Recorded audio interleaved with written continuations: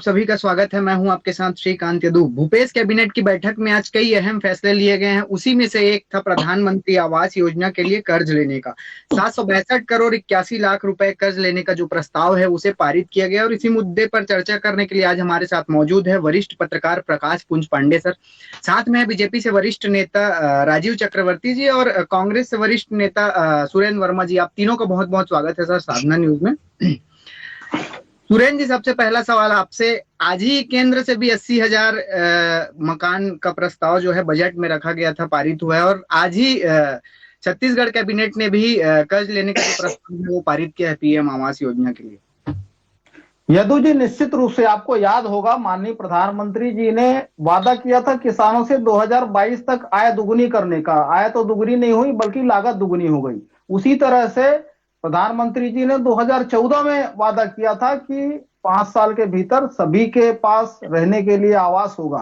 लेकिन यह बेहद दुखद है कि बजट आने से पहले, वित्तीय वर्ष खत्म होने से पहले बीच में ही पिछले साल की राशि वापस ले ली गई। निश्चित रूप से जो राज्यांश है और केंद्रांश है, केंद्रीय योजनाओं में लगातार हमने देखा कि केंद्रांश कम करके राज्यांश को बढ़ाया गया। और उसी प्रकार से एक तरफ 32,000 करोड़ से अधिक की राशि छत्तीसगढ़ के हक और अधिकार की रोकी गई, दूसरी तरफ राज्यांश जमा नहीं करने का बहाना बनाकर वित्तीय वर्ष खत्म होने से पहले ही वो राशि वापस ले ली गई। तो उसके लिए पहले दिन से ही भूपेश बघेल सरकार की प्राथमिकता गांव, गरीब, किसान, महिला, आदिवासी, आम जनता और युवाओं पर फोकस करके है। उसी दिशा में आज की कैबिनेट में जो महत्वपूर्ण निर्णय लिए गए, उस प्रधानमंत्री आवास में राज्यांश की व्यवस्था के संदर्भ में लिया गया।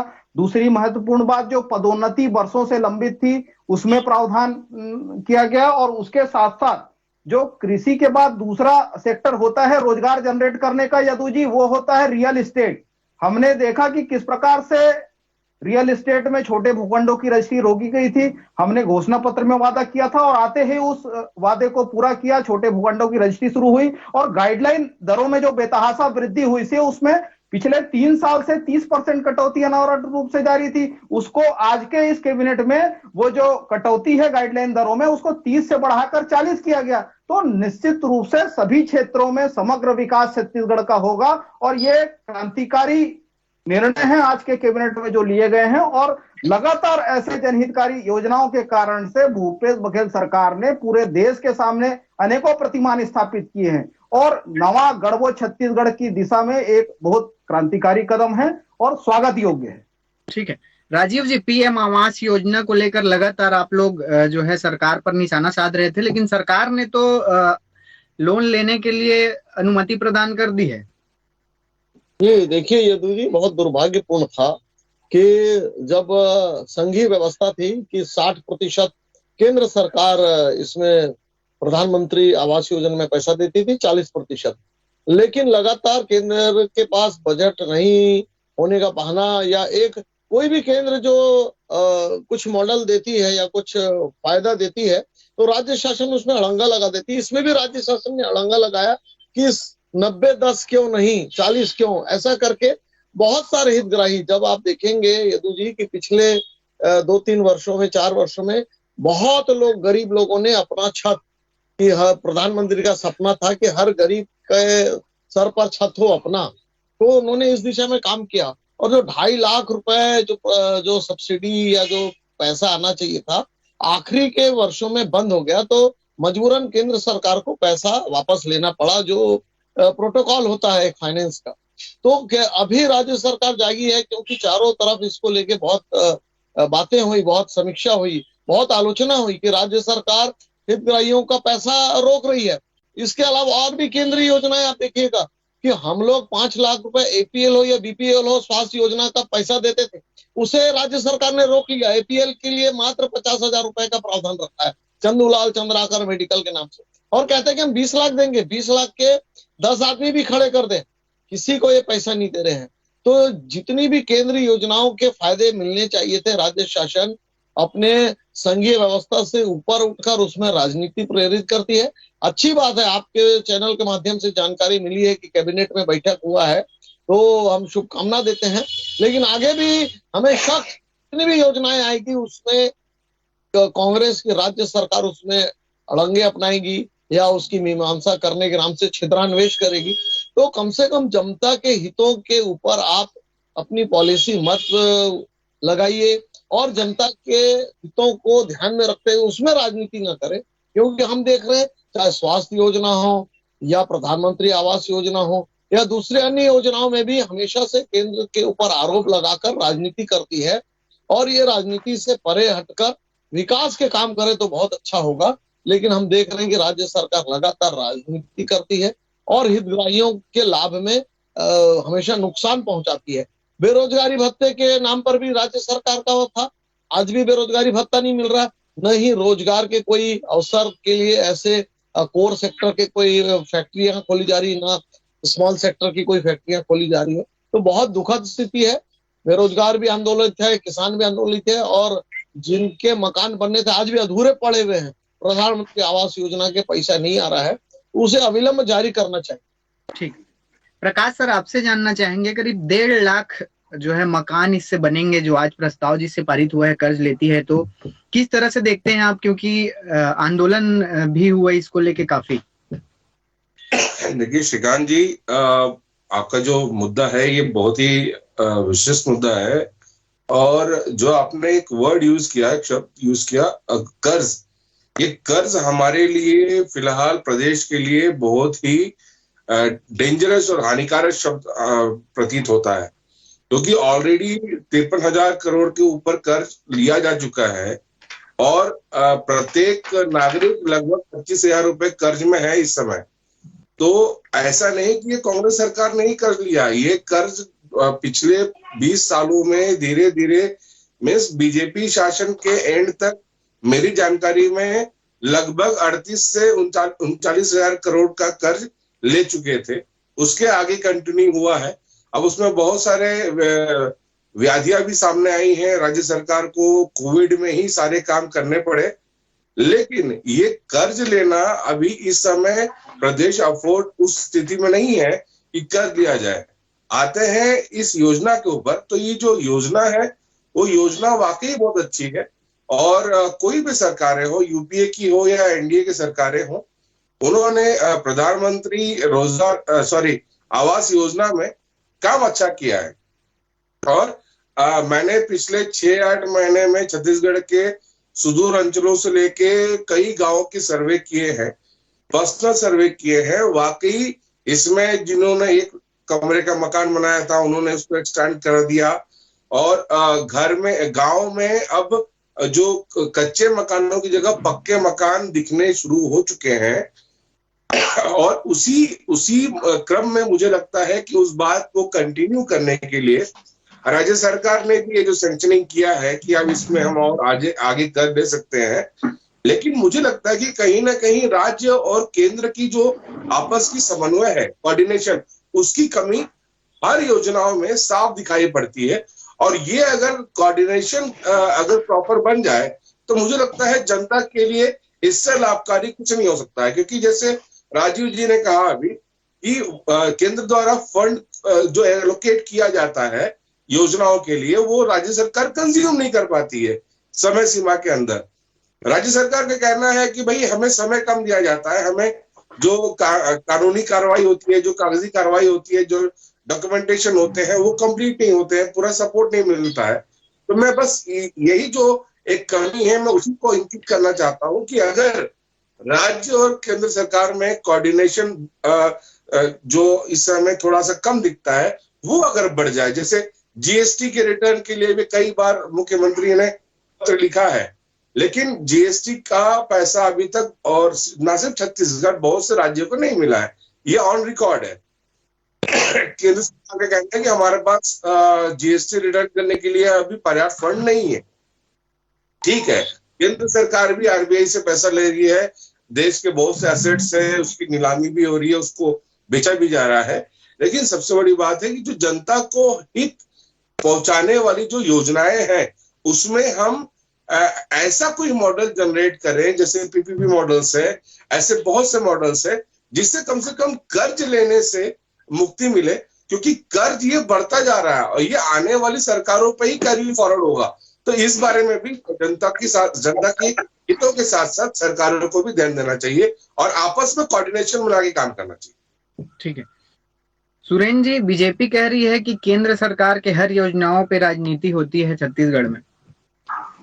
पीएम यदु जी, बात राजनीति की नहीं है। बहुत विद्वान पत्रकार हैं प्रकाश पांडे जी, निश्चित रूप से कर्ज को लेकर उन्होंने सवाल उठाया। मैं बताना चाहूंगा, मोदी सरकार आने के समय 2014 में देश में भारत सरकार पर कुल कर्ज का भार 57 लाख करोड़ था लगभग।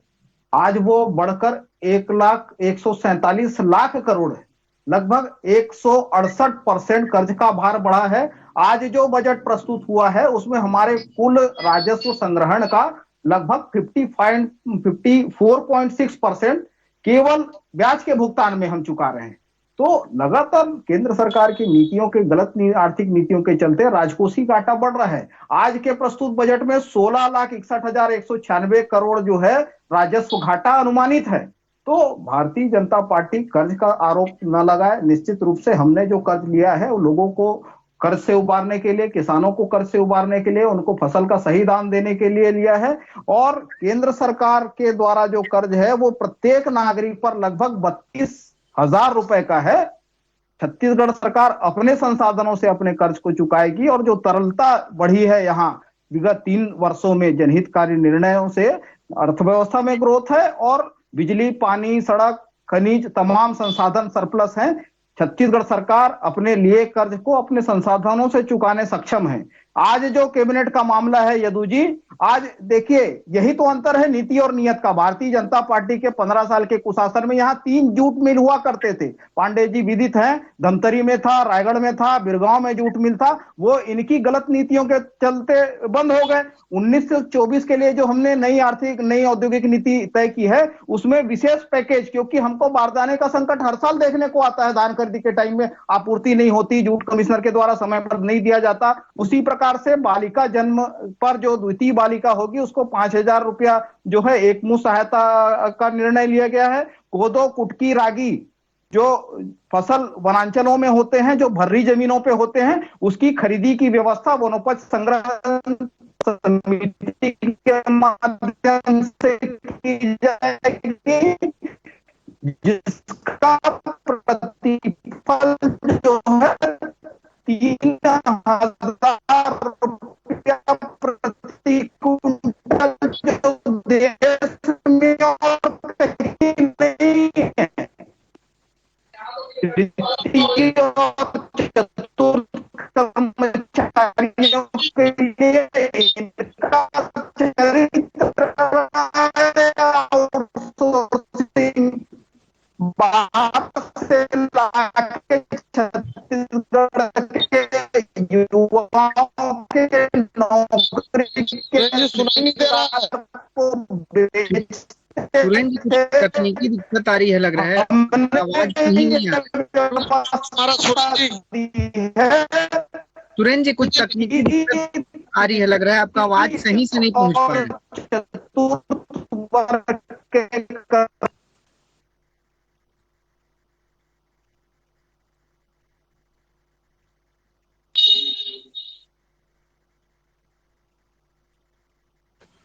ठीक, सुरेंद्र जी, बीजेपी का ये आरोप है कि लगातार राजनीति होती है केंद्र की योजनाओं पे छत्तीसगढ़ में, चाहे वो पीएम आवास योजना को लेकर हो।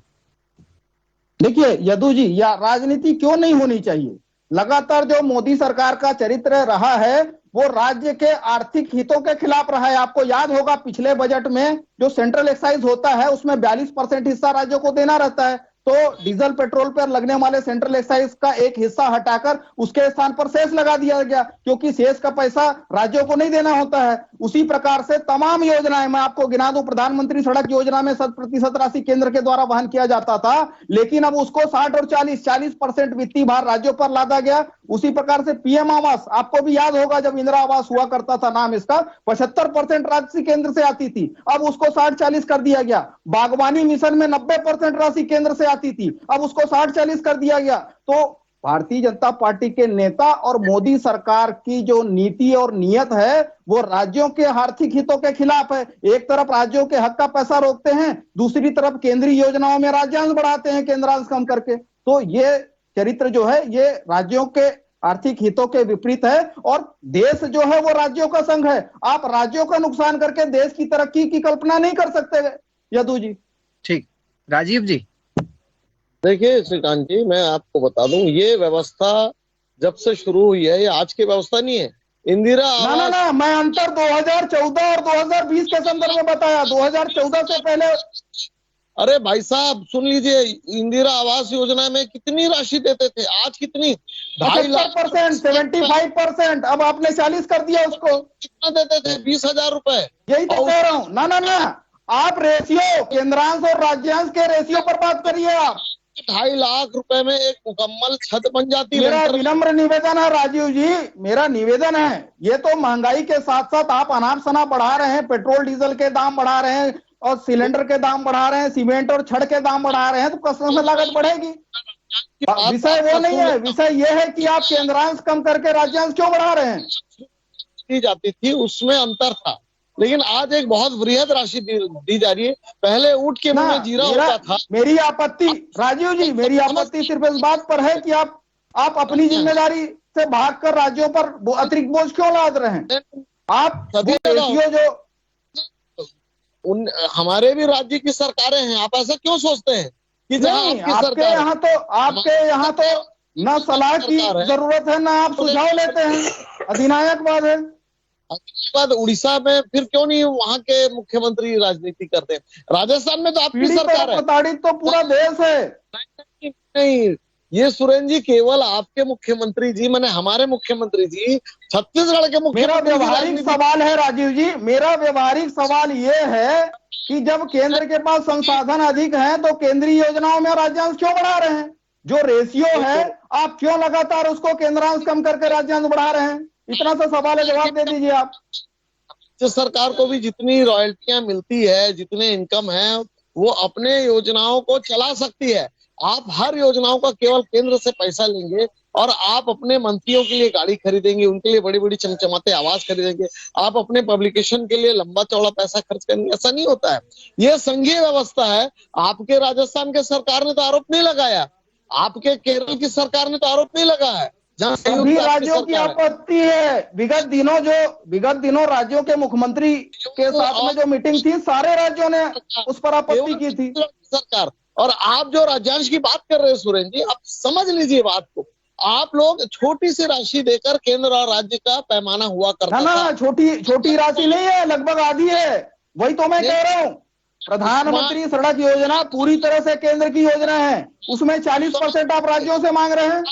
हुआ करती थी स्वास्थ्य बागवानी मिशन में 90 और 10 का रेशियो था, 60-40 है। जो राजनीति करना है आप लोग बहुत गलत करते हैं।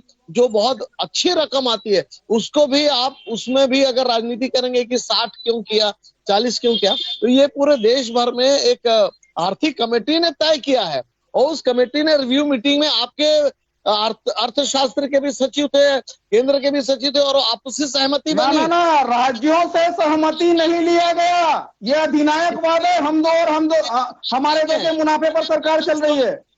बैठते हैं सुरेंद्र जी और सारे लोग मिलकर तय करते हैं कि कितना राज्यांश और होगा, और वो राशि आपके समय बहुत कम हुआ करती थी।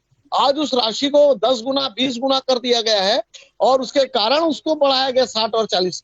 पहले जो राशि दी जाती थी वो केवल दिखावा होता था, वो एक केवल दिखाने के लिए किया जाता था, इंदिरा आवास योजना, स्वास्थ्य योजना। आज जो योजनाएं हैं वो धरातल स्तर पे बहुत अच्छी योजना है ताकि वो मुकम्मल हो सके। आपकी योजनाएं केवल पेपर्स में थी और बहुत कम लोगों को फायदा मिलता था, उससे मकान नहीं बन पाता था। तो यही अंतर है। भारतीय जनता पार्टी पूरे संघीय व्यवस्था के आधार पर आर्थिक नीति को मजबूत कर रही है। और आप देखिए कि आप रोजगार देने वाले थे, आप रोजगार भत्ता देने वाले थे, आपके यहाँ तो रेडी टू ईट का भ्रष्टाचार हो रहा है। भ्रष्टाचार रोक दीजिए, 60 और 40 चर्चा कर लेंगे राजीव जी। प्रकाश सर, राजनीति होती है कई योजनाओं पे। पीएम आवास योजना को लेके ही कई बार जो है सड़क से लेकर सदन तक आंदोलन चला था। किस तरह से देखते हैं इसे आप? देखिए, विडंबना तो यही है कि राजनीति इतनी ज्यादा हो जाती है योजनाओं को लेके और एक होड़ सी हो जाती है, एक प्रतिस्पर्धा हो जाती है कि मैंने ये किया और श्रेय लेने की जो प्रतिस्पर्धा होती है, होड़ होती है, उसमें कहीं ना कहीं जनता अपने आप को ठगा सा महसूस करती है।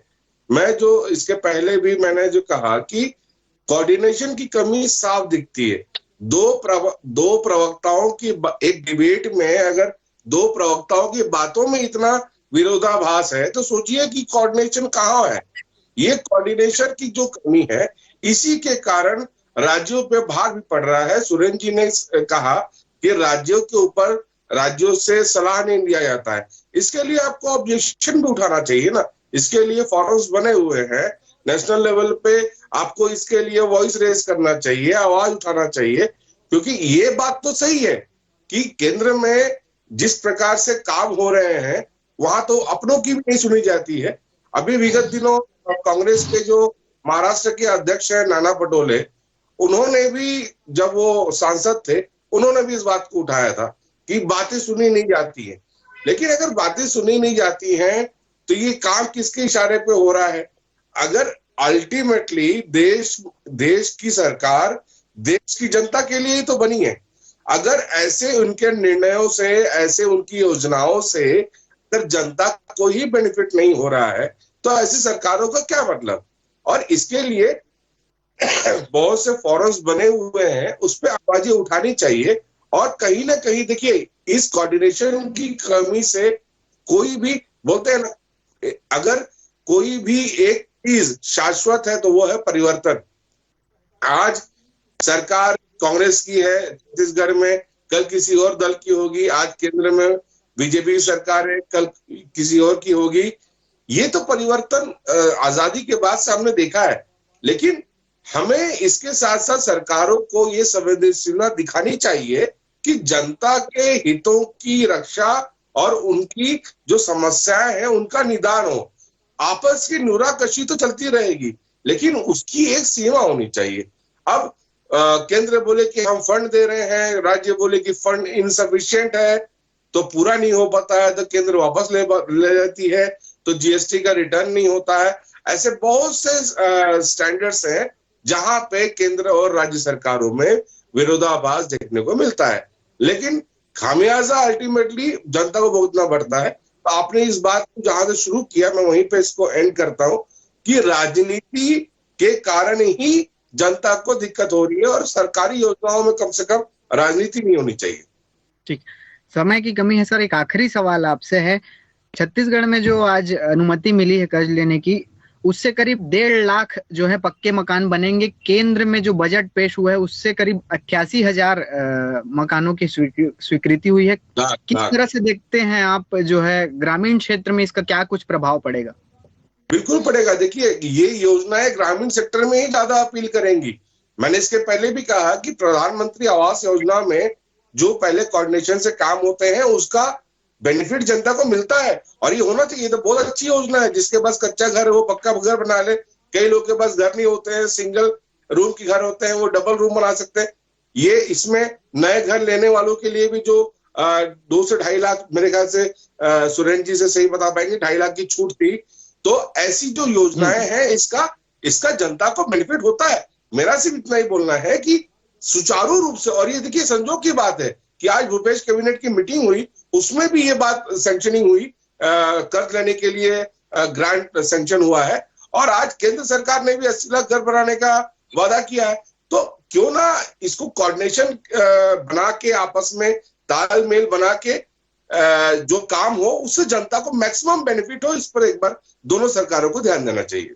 ठीक है, इस चर्चा में शामिल होने के लिए आप तीनों का बहुत बहुत धन्यवाद। तो छत्तीसगढ़ सरकार ने साल 2019-20 पीएम आवास योजना के लिए 761 करोड़ रुपए ऋण लेने की स्वीकृति प्रदान कर दी है और इससे करीब 1.5 लाख जो है पक्के मकान छत्तीसगढ़ के गांवों में बनेंगे। खबरों के लिए बने रहिए साधना न्यूज के साथ। Back to studio.